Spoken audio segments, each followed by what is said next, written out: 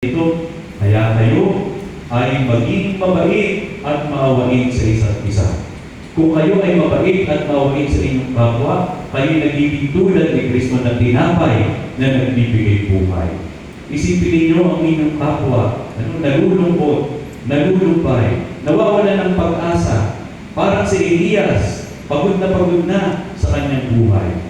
Pag pinakitaan ninyo ang tao ito ng kabaitan, ng kabutihan, hindi ba't siya inyong muling binubuhay? Hindi ba't siya inyong binibigyan ng lakas? Kayo'y nagiging tinapay ng buhay sa taong iyon. Ang sabi pa ni San Pablo, magpatawaran kayo sa isa't isa. Kapag pinapatawad ninyo ang inyong kapwa-tao, siya'y tinutulungan ninyo ang kanyang buhay. Siya'y binibigyan po ninyong muli ng buhay. Hindi ba nabubuhayan ng isang tao kapag napapatawad ninyo? Kapag napapagpasensya ninyo? Kaya kayo nagiging tinapay ng buhay sa inyong kapwa-tao. Ang sabi pa ni San Pablo, alisin ninyo ang sama ng loob, galit at puot sa inyong puso. Ulitin ko po, baka hindi nyo narinig. Alisin ninyo ang sama ng loob, galit at puot sa inyong puso. Ang galit, ang puot, ang sama ng loob, nakakamatay. Hindi po ba? Kapag punong-puno kayo lagi ng galit at puot sa inyong puso't kalooban, kayo laging nai-stress at maapektuhan nito ang inyong katawan. Hindi lang ang inyong katawan, ang inyong isip, ang inyong kalooban. Kayo unti-unti pinapatay.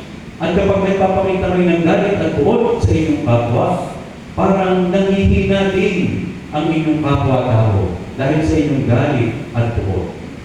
Kaya kung hindi kayo magagalit, iiwasan ninyo ang puot at sama ng loob sa inyong kapwa-tao, tinutulungan ninyo ang kanilang buhay. Sila inyong muling binubuhay. Kaya kayo nagiging tinapay na nagbibigay buhay sa kanila.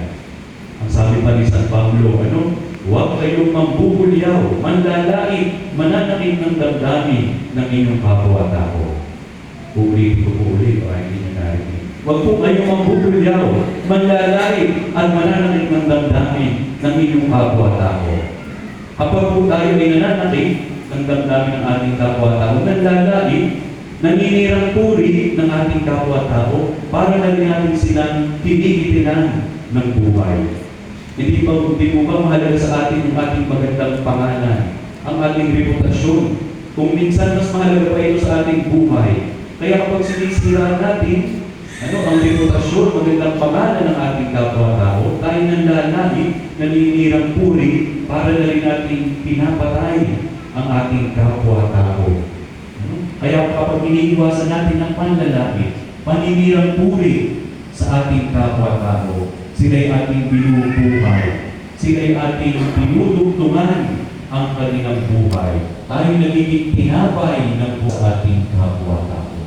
Napakaganda po, napakayaman ng mensahe sa atin ng ating mga pagbasa ngayong linggong ito. Si Jesus, ibinibigay ang kanyang sarili sa atin bilang tinapay upang tayo ay magkaroon ng buhay, upang tayo ay mabuhay.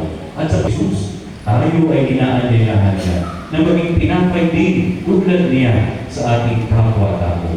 Bumubuhay, nagbibigay buhay.